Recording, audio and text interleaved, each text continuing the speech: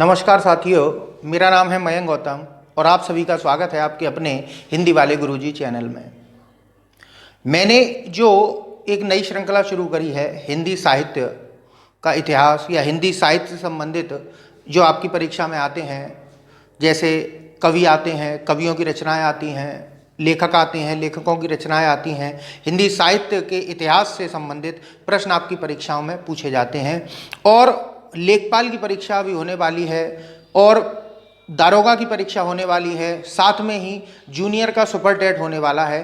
Junior के super TET को और इन सभी परीक्षाओं को ध्यान में रखते हुए मैं ये हिंदी साहित्य की श्रृंखला आपके सामने लेकर आया हूँ। ये मेरा साहित्य की श्रृंखला का दूसरा वीडियो है। पहला वीडियो आपको नीचे डिस्क्रिप्शन बॉक्स में मिल जाएगा, उसकी वैसे मैंने प्लेलिस्ट बना दी है। अगर कभी आप आगे जाकर मेरे सभी वीडियो को साहित्य के देखना चाहते हैं तो आप आराम से वहाँ जाकर देख सकते हैं। अब बात करते हैं, पिछले वीडियो में हमने चर्चा किस बात की करी थी। पिछले वीडियो में हमने चर्चा करी थी कि हिंदी साहित्य का इतिहास लेखन किन किन ने किया और किन किन का प्रमाणित हुआ और किन किन का नहीं हो पाया, उनकी क्या क्या विशेषताएं थीं उनके ग्रंथ की, वो हम पिछले वीडियो में देख चुके हैं। आज का जो हमारा वीडियो है वो है काल विभाजन को लेकर कि हिंदी साहित्य का काल विभाजन। और मैं आपको बता दूं कि ये जो काल विभाजन है, असल में जिस समय से काल विभाजन है उस समय पर सबसे ज़्यादा रचनाएं पद्य में हुआ करती थीं। गद्य में रचनाएं आधुनिक काल से शुरू हुई हैं। ठीक है, अब ऐसा नहीं है कि उस समय पर गद्य नहीं लिखा जाता था, लिखा जाता था, लेकिन इतना विस्तार से नहीं लिखा जाता था या इतना कहा जाए फेमस नहीं हो पाया था। पद्य उस समय पर अच्छी तरीके से शुरुआत से लिखा जाता था। तो आज हम देखते हैं काल विभाजन को। देखिए, पिछले वीडियो में मैंने बताया था कि सबसे पहले जो काल विभाजन किया था वो किया था डॉक्टर ग्रियर्सन ने। किन्होंने? डॉक्टर ग्रियर्सन ने। डॉक्टर ग्रियर्सन, देखिए यह हमें लिखा है डॉक्टर ग्रियर्सन ने। डॉक्टर ग्रियर्सन ने सन 1888 ईस्वी में सर्वप्रथम एक पुस्तक लिखी, हिंदी साहित्य का इतिहास, the vernacular literature of Hindustan, जिसके अंतर्गत उन्होंने काल विभाजन किया। इसको मूल 11 भागों में बांटा। एक 12वां भाग और है, विविध अशक्त कवि। अशक्त का मतलब होता है इनएक्टिव, अर्थात ऐसे कवि जो ज़्यादा फेमस नहीं हो पाए थे, उनका भी उन्होंने 12वें भाग में उसका वर्णन किया है। तो इन्होंने काल विभाजन तो किया।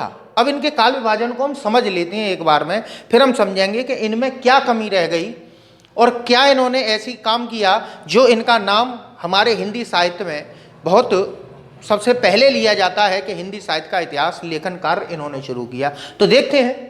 देखिए, डॉक्टर ग्रियर्सन ने जो काल विभाजन किया था वो मुख्यतः 12 भागों में किया, जिसमें से मूल 11 है और 12वां तो एक विविध है। तो देखिए, इनका जो इन्होंने काल विभाजन किया है, पहला है चारण काल। ठीक है, चारण काल कह लो या वीरगाथा काल कह लो। इन्होंने वीरगाथा काल को चारण काल कहा है, जिसका इन्होंने 700 ईस्वी से 13 ईस्वी का समय माना है। ठीक है, इसके बाद इन्होंने कहा है 15वीं सदी का धार्मिक पुनर्जागरण। ठीक है, 15वीं सदी में जो कहा जाए उस समय पर जो हमारा भारत था उसमें साम्राज्य विदेशियों का था, मुस्लिम साम्राज्य का उदय हो चुका था। उस समय पर कई और विदेशी लोग हमारे भारत पर आक्रमण करने वाले थे। तो जो हमारे यहाँ के लोग थे वो धार्मिक दृष्टिकोण से इधर उधर भटक रहे थे। तो ये वह समय था जिस समय पर धार्मिक जो अलग थी या धार्मिक जो जागरण था उसको प्रारंभ किया गया, इसलिए इसको उन्होंने धार्मिक पुनर्जागरण का नाम दिया। इसके बाद आती है उन्होंने जो तीसरा दिया, जायसी की प्रेम कविता। जायसी आप जानते ही हैं, ठीक है, जिन्होंने बहुत बड़ा एक काव्य लिखा है, आप जानते हो कौन सा है, ब्रिज भाषा या ब्रिज का कृष्ण संप्रदाय। ठीक है, इसके बाद इन्होंने मुगल दरबार, इसके बाद तुलसीदास, इसके बाद रीति काव्य, इसके बाद तुलसीदास के अन्य परवर्ती, अर्थात तुलसीदास जी के बाद में जो कवि हुए उनके बारे में। इसके बाद इन्होंने 9वां जो भाग है वो है 18वीं सदी और 10वां है कंपनी के शासन में हिंदुस्तान के समय कौन कौन से कवि थे, उनकी क्या क्या रचनाएं थी। 11वां था रानी विक्टोरिया के शासन में हिंदुस्तान। ठीक है, अब यहाँ तक तो इनका हम काल विभाजन देख लिया, लेकिन इनकी सबसे बड़ी समस्या क्या थी? देखो, विशेषता तो ये थी कि सबसे पहले काल विभाजन इन्होंने करके दे दिया और आगे के जो कवि थे उनके लिए एक उन्होंने प्रमाण दे दिया कि अब आप रेफरेंस के तौर पर हमारी पुस्तक का प्रयोग कर सकते हो। और बाद में ऐसा हुआ भी। मैंने 2 जनों का आपको यहाँ लिख कर दिया है, क्योंकि मैं अगर इसको लिखता तो समय ज़्यादा बर्बाद होता, मैं बात उतनी नहीं कर पाता, तो इसलिए मैंने इन सबको यहाँ पर लिख दिया है, पहले इन दोनों को खास तौर पर। ठीक है, क्यों? क्योंकि इन दोनों का जो है रेफरेंस के तौर पर रामचंद्र शुक्ल जी ने भी लिखा है कि कविवृत संग्रह कहा है ग्रियर्सन मिश्र बंधु, और जो आपके शिव सिंह सेंगर हैं उनके काव्य को। ठीक है, तो चलिए अब यहाँ बात करते हैं इसके बारे में कि प्रमाणित क्यों नहीं है। सबसे पहली बात, हमारी हिंदी जो है आधुनिक हिंदी, उसका प्रारंभ 1000 ईस्वी से हुआ है। उससे पहले जो काल था वो अपभ्रंश काल था, तो इन्होंने अपभ्रंश काव्य को भी हिंदी में सम्मिलित मान लिया, तो ये सबसे बड़ी इनकी कमी थी ग्रियर्सन की। ठीक है, वही कमी यहां पर भी देखने को मिलेगी। ठीक है, तो पहली कमी इनकी क्या थी कि इन्होंने अपभ्रंश साहित्य को भी हिंदी साहित्य में सम्मिलित कर लिया, ये इनकी सबसे पहली कमी थी। दूसरी कमी क्या थी कि इन्होंने ये जो काल विभाजन किया है इसमें एक रूपता नहीं है। एक रूपता कैसे? देखिए, काल विभाजन या तो समय के आधार पर होता है, समय मतलब प्राचीन काल, मध्य काल या आधुनिक काल, या प्रवृत्ति के आधार पर होता है कि एक समय पर रीतिबद्ध कविताएं हो रही हैं, एक समय पर अलंकार वाली रचनाएं हो रही हैं, एक समय पर भक्ति काल से संबंधित रचनाएं हो रही हैं, एक समय पर युद्ध से संबंधित रचनाएं हो रही हैं। तो ये क्या प्रवृत्तियां हैं। ठीक है, इसी तरीके से किसी विशेष व्यक्ति के नाम से किसी काल का नामकरण करना, वो भी एक तरीके का काल विभाजन है कि एक समय पर हमने लिख दिया कि पृथ्वीराज के समय, उसके बाद हमने लिख दिया यहाँ पर सूरदास का समय, फिर लिख देते मुगल दरबार का समय, फिर तुलसीदास का, फिर तुलसीदास के बाद के, और 18वीं सदी की जगह इस जगह पर लिख देते कोई भारतेंदु जी के समय का, या इस जगह पर लिख देते कि कंपनी के शासन में, तो वो सही रहता। लेकिन अगर आप यहाँ देखोगे तो इसमें एक रूपता नहीं है, जिसलिए ये ज़्यादा प्रमाणित नहीं हो पाया। प्रमाणित तो था, या कहा जाए परवर्ती अर्थात बाद के जो कवि थे या इतिहासकार थे, ये उन्होंने इससे प्रेरणा ली और अपना ग्रंथ लिखा। ठीक है, तो चलिए यहाँ तक मैंने बता दिया कि इनकी मुख्य कमी क्या रही। प्रमाणित तो था लेकिन इतना प्रमाणित नहीं हो पाया। क्यों? क्योंकि इसमें एक रूपता नहीं थी। अब आ जाते हैं मिश्र बंधुओं के काल विभाजन पर। देखिए, मिश्र बंधुओं की सबसे बड़ी उपलब्धता क्या है कि इन्होंने लगभग 4000 कवियों का इसमें वर्णन किया था। इनकी किताब छपी थी मिश्र बंधु विनोद, जो किताब 2 भागों में थी, 1913 और 1937 में 2 भागों में प्रकाशित हुई थी। तो मिश्र बंधु जो थे ये 3 भाई थे, इसके बारे में पिछले वीडियो में बता चुका हूं। चलिए यहां पर जो बताना है वो बात करते हैं। तो इन्होंने जो काल विभाजन किया था, कई मायने में बहुत सटीक किया था। मैं अगर कहूं, जो मेरे गुरु थे उन्होंने बताया था कि सबसे सटीक तरीके से जो कर पाया वो यही थे मिश्र बंधु। ठीक है, तो मिश्र बंधुओं की अगर बात करी जाए तो इनका काल विभाजन भी देख लेते हैं। इन्होंने जो काल विभाजन किया है, पूरे साहित्य के इतिहास को मुख्य 5 भागों में बांटा। पहला था प्रारंभिक काल, दूसरा था माध्यमिक काल, तीसरा था अलंकृत काल, और चौथा था परिवर्तन काल, और 5वां है आपका वर्तमान काल। तो इन्होंने कितने भागों में बांटा? मुख्य 5 भागों में इसको बांटा। अब उन्होंने प्रारंभिक काल के भी 2 भाग करे। प्रारंभिक काल के 2 भाग करते हुए पहले को क्या कहते हैं? पूर्व प्रारंभिक काल, जो कि उन्होंने 700 से 1300 विक्रमी संवत माना है। तो अब समस्या यह आ जाती है कि इन्होंने भी अपभ्रंश साहित्य को हिंदी से अलग नहीं किया, अर्थात ये भी अपभ्रंश साहित्य को हिंदी में शामिल कर लेते हैं। तो ये हिंदी साहित्य का इतिहास है, तो इसमें अपभ्रंश काव्य क्या कर रहा है? तो इनका भी कहीं ना कहीं ये पहली इनकी कमी निकल कर आती है। ठीक है, इन दोनों की एक सेम कमी हो गई।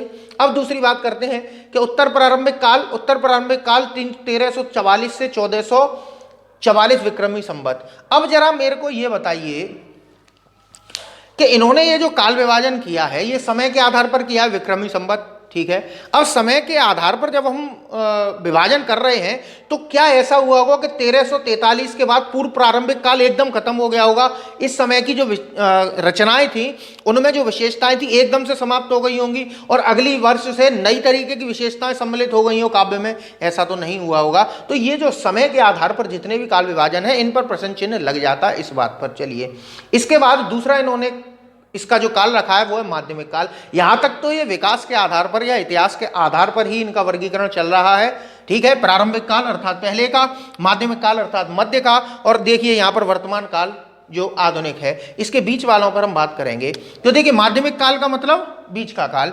तो माध्यमिक काल को भी इन्होंने 2 भागों में बात करा। पूर्ण माध्यमिक काल, जिसको 1445 से 1560 विक्रमी संवत तक इन्होंने रखा। दूसरा था इसका प्रोढ़ माध्यमिक काल।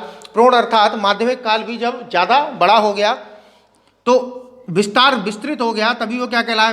प्रौढ़ माध्यमिक, जो 1561 से 1680 विक्रमी संवत तक माना।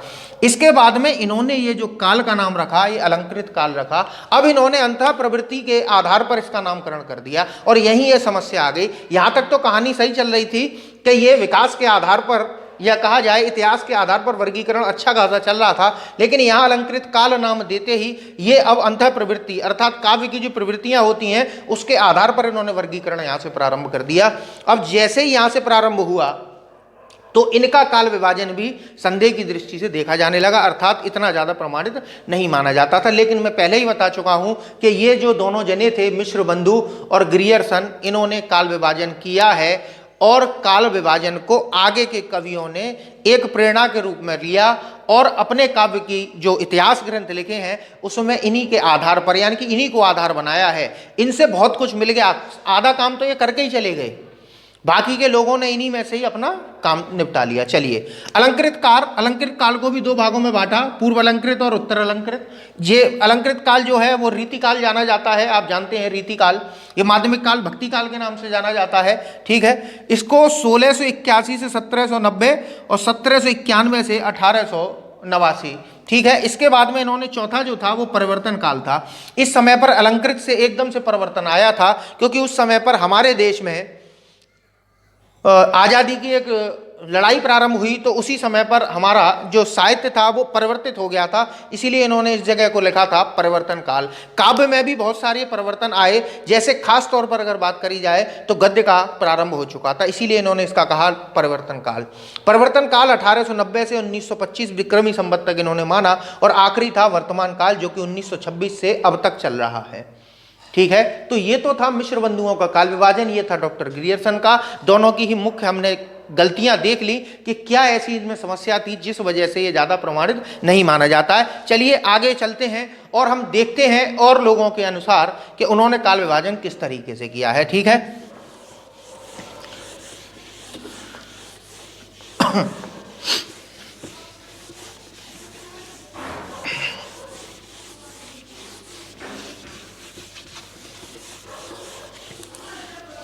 देखिए इनके बाद कई भाषा वो हिंदी साहित्य के ऐसे इतिहासकार आए जिन्होंने कई सारे, उनमें नाम में अगर लूँ जैसे गणपति जी हैं, हजारी प्रसाद द्विवेदी जी हैं, राम कुमार वर्मा जी हैं, डॉक्टर नगेंद्र हैं, रामचंद्र शुक्ल जी हैं और कई नाम हैं ऐसे जिन्होंने हिंदी साहित्य के इतिहास लेखन का कार्य किया है। तो हम बात करते हैं डॉक्टर श्याम सुंदर, वो माफ़ कीजिएगा रामचंद्र शुक्ल जी के अनुसार।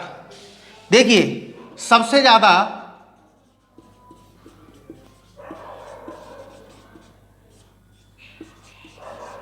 रामचंद्र शुक्ल जी का ही इतिहास सबसे ज़्यादा प्रमाणित माना जाता है, विद्वानों ने इसको सबसे ज़्यादा प्रमाणित माना है।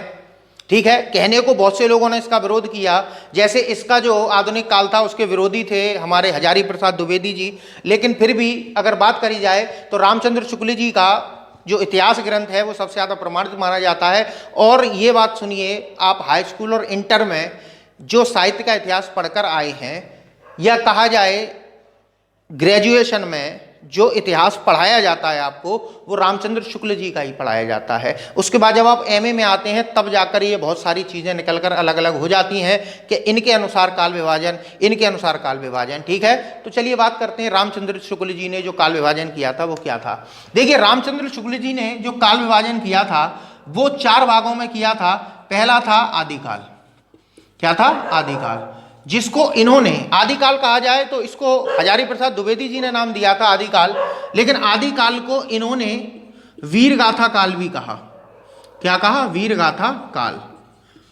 और इन्होंने जो वर्गीकरण किया है या कहा जाए जो इतिहास लेखन का कार्य किया है, इसमें जो इन्होंने लिया है वो संवत को लिया है, विक्रमी संवत को। तो इन्होंने जो काल इसका बताया है 1050 से 1375 विक्रमी संवत।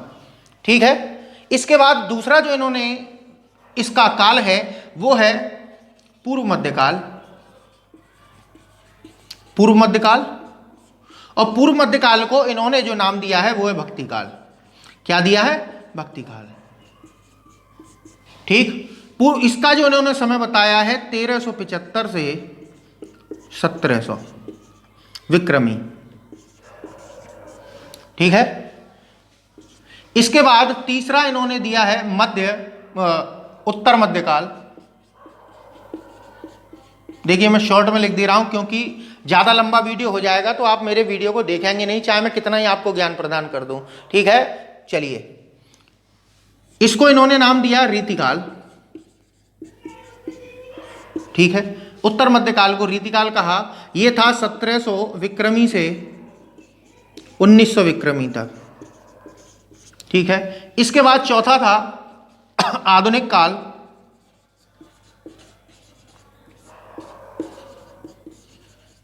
और आधुनिक काल को इन्होंने नाम दिया था गद्य काल। अब गद्य पद्य मैं बता चुका हूं पिछले वीडियो में, गद्य क्या होता है, पद्य क्या होता है। ठीक है, तो ये जो इन्होंने काल बताया इसका 1900 विक्रमी से, अब कहीं मैंने पढ़ा था कि इन्होंने 1984 विक्रमी लिख दिया था, लेकिन एक पुस्तक में मैंने पढ़ा कि 1900 विक्रमी से अब तक है, अब तक जो वर्तमान तक चल रहा है। लेकिन मैंने एक जगह पढ़ा कि इन्होंने लिखा है कि 1900 विक्रमी से 1984 विक्रमी तक है। ठीक है, 1984 विक्रमी तक। और अगर बात करी जाए कि रामचंद्र शुक्ल जी जो थे, इनका जो इतिहास ग्रंथ था हिंदी साहित्य का इतिहास, ये सबसे पहले जो छपा था 1929 में छपा था, और ये जो छापा था वो था नागरिक प्रचारणी सभा ने। ठीक है, चलिए।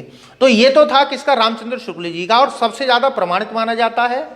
जितने भी इनसे पूर्ववर्ती इतिहासकार थे वो ज्यादा प्रमाणित नहीं थे, और बाद के जो इनके आए हैं, इनके बाद वाले जो परवर्ती कवि हैं, उन्होंने इन्हीं का रेफरेंस लेकर या इसी के आसपास रखकर हिंदी साहित्य के इतिहास का काल विभाजन किया है। मैं अब आपके सामने उसी को प्रस्तुत कर रहा हूं। देखिए, एक कमी तो इनकी भी थी, इन्होंने भी अपभ्रंश को थोड़ा सा, इसमें अपभ्रंश के कवियों को इसमें रखने की कोशिश करी है, लेकिन उनको अलग से उन्होंने बताया है कि अपभ्रंश के इतने कवि हैं, हिंदी के इतने कवि हैं, वीरगाथा काल में भी अपभ्रंश। अब एकदम से इन्होंने जो बात कही ना कि जो समय है वो एकदम से खत्म नहीं हो जाएगा। अपभ्रंश और हिंदी जब मिल रही थी उस समय पर भी रचनाएं चल रही थी, तो उस समय पर जो रचनाएं थी वो उन्होंने बाकायदा बताया है कि वीरगाथा काल के इतने कवि हैं, इनमें से इतने जो हैं रचनाएं वो रखी जाती हैं अपभ्रंश में, और ये जो रचनाएं वो हिंदी साहित्य में। ठीक है, चलिए। अब इसके बाद रामचंद्र शुक्ल जी के बाद में आते हैं हम राम कुमार शर्मा जी, वो राम कुमार वर्मा,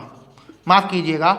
इन्होंने लिखा था हिंदी साहित्य का इतिहास, इन्होंने भी लिखा था, लेकिन इन्होंने जो इतिहास लिखा था 1937 में लिखा था, और क्या नाम था, एक सेकंड, नाम अभी दिमाग से निकल रहा है मेरे, विवेचनात्मक इतिहास। ठीक है, अब इन्होंने जो वर्गीकरण किया था, ये पहले व्यक्ति थे, इनका भी आपको इतिहास ग्रंथ याद रखने पड़ेंगे। इन्होंने जो काल विभाजन किए थे, क्यों, ये पहले व्यक्ति थे जिन्होंने अपभ्रंश को अलग कर कर, अपभ्रंश को अलग एक समय निर्धारित करते हुए उसको संधि काल कहा था। क्या कहा था, संधि काल। और उसका समय 700 विक्रमी से 1000 विक्रमी माना। ठीक है, क्या माना, 1000 विक्रमी माना। इसके बाद में बाकी का काल विभाजन इनका इसी तरीके से है, जैसे आदि काल है, ठीक है, तीसरा भक्ति काल, चौथा मध्यकाल यानी कि रीतिकाल, और पांचवा था इनका आधुनिक काल। ठीक है, समय आप 1000, और वही समय रखा है इन्होंने, बाकी का सबका समय वही रखा है, बस इन्होंने एक अपभ्रंश काल को एक अलग नाम दिया, संधि काल। तो ये भी पूछ लिया जाता है कि वो कौन राइटर थे जिन्होंने अपभ्रंश काल के लिए एक अलग नाम देते हुए संधि काल दिया है, तो सीधी सी बात है वो कौन थे, राम कुमार वर्मा थे। ठीक है, और बाकी का इनका जो काल विभाजन है वो पूरा का पूरा रामचंद्र शुक्ल जी के आधार पर ही है, बिल्कुल वही समय वही चीज है।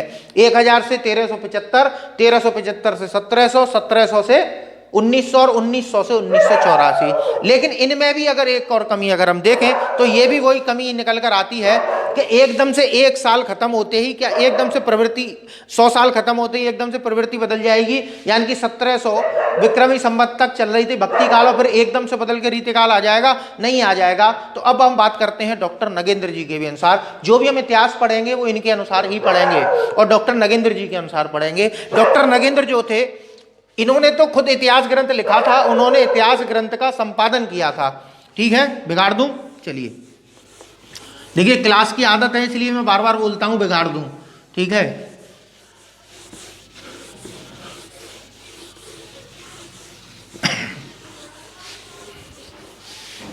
देखिए थोड़ा सा यहाँ मुझे ऑनलाइन पढ़ाने में समस्या किस बात की आती है कि क्लास में जब मैं पढ़ा रहा होता हूं तो बच्चे उठ के नहीं भाग सकते।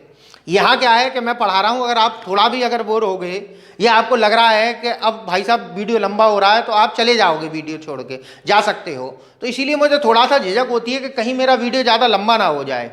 ठीक है, क्लास में तो देखिए बच्चे हैं, सम्मान करते हैं, तो इसलिए उठकर नहीं जाते, चाहे उनकी समझ में आए या ना आए। देखिए वैसे मैं नहीं कहूँगा, ये मेरे विद्यार्थी कहेंगे कि समझ में आता है कि नहीं आता है। ठीक है, चलिए अब बात करते हैं हम डॉक्टर नगेंद्र जी के अनुसार 1973 में इन्होंने, क्या नाम है इनका, डॉक्टर नगेंद्र जी ने एक संपादन कार्य किया, हिंदी साहित्य के इतिहास का संपादन किया।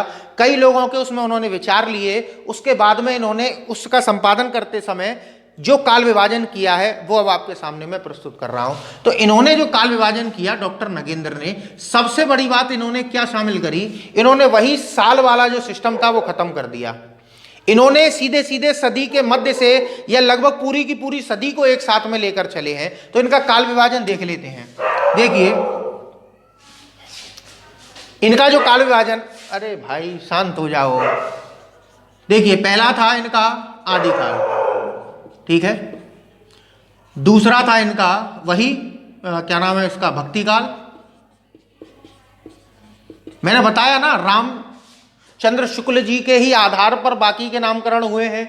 काल विभाजन भी ज्यादातर इन्हीं के आधार पर हुए हैं। कुछ लोगों ने अपनी ज्यादा विस्तार से थोड़ा वर्णन करने की कोशिश करी है। हाँ, एक चीज और याद करिए, मैं उनका काल विभाजन कराऊंगा नहीं, लेकिन बता देता हूं।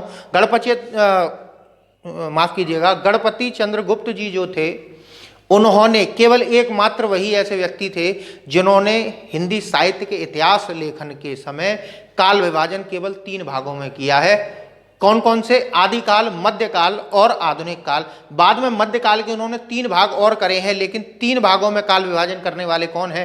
गणपति चंद्रगुप्त। ठीक है, चलिए आदिकाल, भक्ति काल, इसके बाद रीतिकाल, और रीतिकाल के बाद में इन्होंने नाम दिया आधुनिक काल। ठीक है, कोई कहे हिंदी साहित्य के इतिहास का संपादक करने वाले कौन थे, तो वो थे नगेंद्र। ठीक है, अब चक्कर ये था कि इन्होंने संपादन कार्य किया था इसका, और इनको रुचि कैसे बढ़ी कि जो नागरिक प्रचारणी सभा है, उनके एक बहुत बड़ी सभा है, उन्होंने एक हिंदी साहित्य का बृहद इतिहास ग्रंथ लिखा था जिसके 16 भाग थे। उन 16 भागों के अलग अलग, लगभग अलग अलग उन्होंने संपादन रखे। अब उन संपादकों में डॉक्टर नगेंद्र थे जिन्होंने 6ठे भाग का अर्थात रीतिकाल का संपादन किया था। तो फिर आगे जाकर इन्होंने भी ये सोचा कि अब भाई थोड़ा बहुत हम भी अपनी तरफ से भी कुछ योगदान दें। तब उन्होंने जाकर ये शुरू किया कि एक हिंदी में साहित्य का इतिहास ग्रंथ लिखने वाला हूँ, जो लोग चाहें तो अपने विचार प्रस्तुत करिए, मैं उनके आधार पर इसका वर्गीकरण करूँगा। ठीक है, तो आदिकाल को इन्होंने कहा था 7वीं सदी के मध्य से 13वीं सदी के मध्य तक। ठीक है, इन्होंने क्या कहा, 7वीं सदी से 13वीं सदी, वो 13वीं नहीं 14वीं है, 14वीं सदी के मध्य तक। ठीक है, यानी कि इन्होंने ये नहीं कहा कि 7वीं सदी खत्म हुई या 14वीं सदी खत्म हुई और आदिकाल समाप्त हो गया। तो 7वीं सदी के मध्य से 14वीं सदी, और 14वीं सदी के मध्य से 17वीं सदी, और 17वीं सदी से 19वीं सदी के मध्य तक। ठीक है, और यहां से 19वीं सदी के मध्य से अब तक। ठीक है, अब 1973 में उन्होंने ये ग्रंथ लिखा था। तो आधुनिक काल, जिसको हम गद्य काल भी कहते हैं, तो उन्होंने इसका भी वर्गीकरण किया। अब इसका वर्गीकरण किस तरीके से किया है वो भी हम समझते हैं। एक सेकंड, हाँ जी, माफ कीजिएगा, मुझे लगा कि वीडियो बन नहीं रहा है। ठीक है, चलिए आधुनिक काल, देखिए अकेला वीडियो बनाता हूं इसलिए थोड़ी सी ये समस्या आती है। आधुनिक काल के भी उन्होंने कई भाग करे। देखिए सबसे पहला इन्होंने जो भाग किया, इसके भागों को, ये जो भाग हैं आपके, ये आधुनिक काल के उन्होंने जो किए हैं। पहला है पुनर्जागरण। क्या किया? पुनर्जागरण। ठीक है, जिसे हम भारतेंदु युग भी कहते हैं। ठीक है, दूसरा था जागरण सुधार काल। जागरण सुधार काल। ठीक है। तीसरा था छायावाद, चौथा था छायावादोत्तर,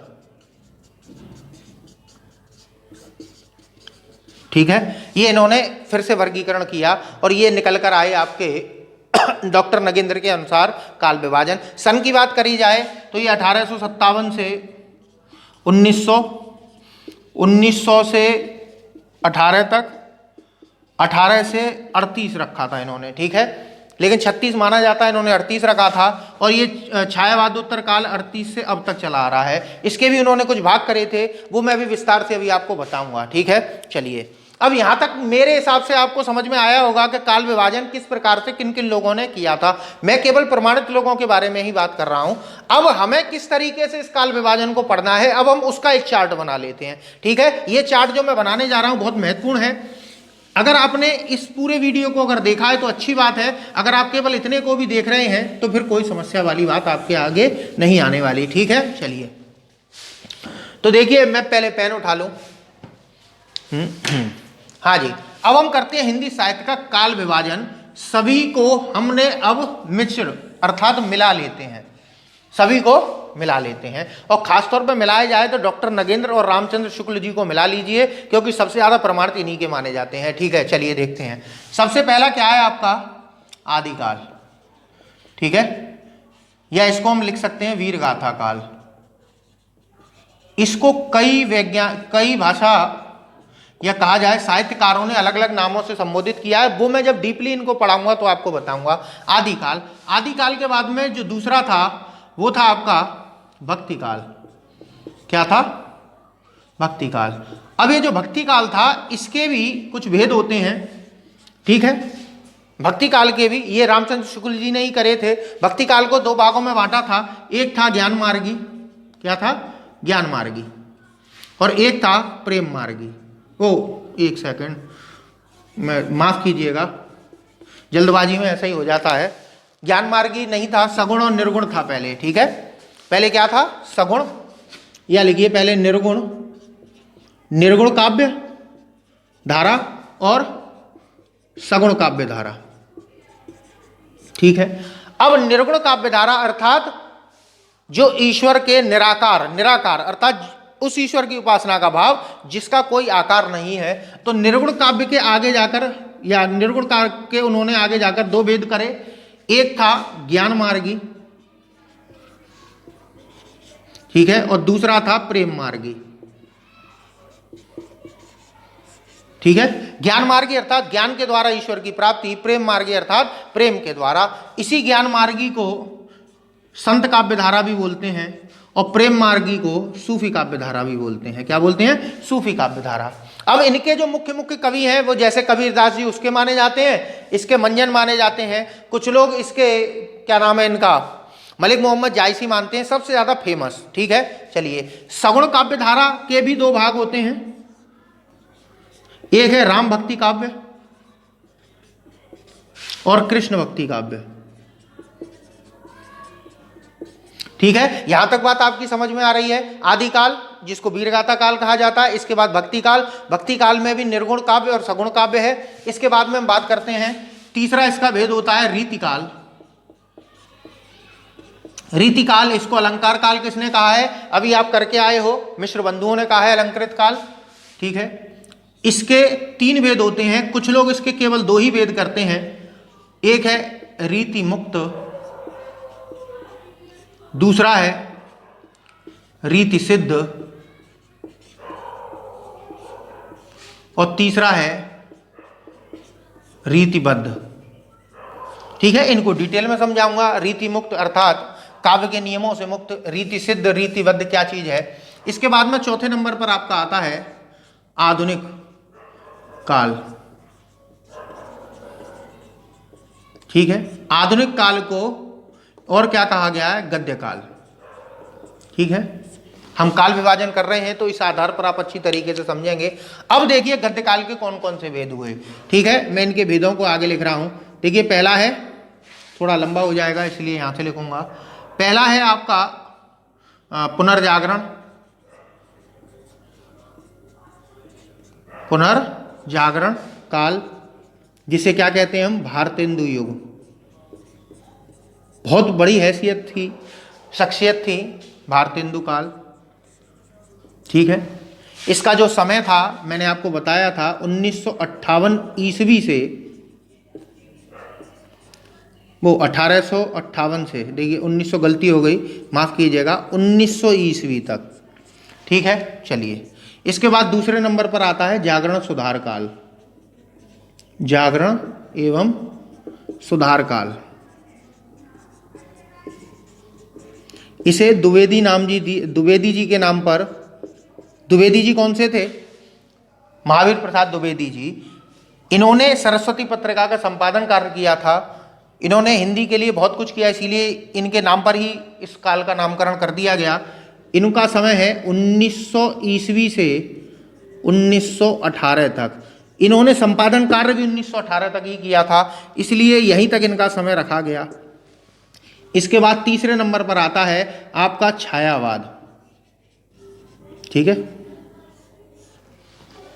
ठीक है, जब ईश्वर की छाया मनुष्य के हृदय पर पड़ती है तब उसमें एक आनंद की प्राप्ति होती है। तो देखिए छायावाद का जो समय है 1918 से 1936 ईस्वी। देखिए जो नौगेंद्र जी थे उन्होंने 1938 माना था। ठीक है, इसके बाद चौथे नंबर पर आता है छायावादोत्तर काल, अर्थात छायावाद को एक मध्यकाल मान लिया। इससे पहले के और बाद के जितने भी थे उनको छायावादोत्तर अर्थात छायावाद के बाद के मान लिए गए। तो छायावाद के बाद में आया आपका प्रगतिवाद। ठीक है, प्रगतिवाद 1936 से 43 तक रहा था। ठीक है, इसके बाद पांचवें नंबर पर आता है प्रयोगवाद, प्रयोग एवं नई कविता, नई कविता का युग। ठीक है, ये 1943 से, 1943 में ही सर्वप्रथम अज्ञे जी ने तार सप्तक का संपादन कार्य किया था। तब से ही या कहा जाए इसके जो सबसे पहले प्रयोग किया वो उन्हीं ने किया था। 43 से 53 तक है। कुछ लोग यहाँ 57 रख लीजिए, 53 तो उन्होंने माना था। हाँ जी 57। और इसके बाद छठे नंबर पर है साठोत्तरी कविता, जो कि 1960 से आज तक चल रही है। ठीक है, कई परिवर्तन वैसे इसमें भी आए हैं, ऐसी बात नहीं है। तो ये है आपका काल विभाजन, इसकी आप स्क्रीनशॉट ले लीजिए। हम इसी के आधार पर पढ़ेंगे। सबसे पहले हम पढ़ेंगे आदिकाल, फिर पढ़ेंगे भक्ति काल, फिर रीति काल, फिर आधुनिक काल, और आधुनिक काल में हम इनको पढ़ेंगे। और ये जो साहित्य है आपका, ये आपका पद्य का है। किसका है? पद्य का।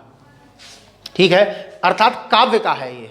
ठीक है, कविताओं का है, गीतों का है। ठीक है, इसके बाद में ये जब सब समाप्त हो जाएगा तो मैं आपको पद्य का साहित्य कराऊंगा। कहानी का, जैसे उपन्यास का, कहानी का, एकांकियों का जो इतिहास है वो मैं आपको कराऊंगा। चलिए मिलते हैं आपसे अगले वीडियो में, जहां हम पढ़ेंगे आदिकाल को। तब तक मैं आपसे इजाज़त चाहता हूं। नमस्कार।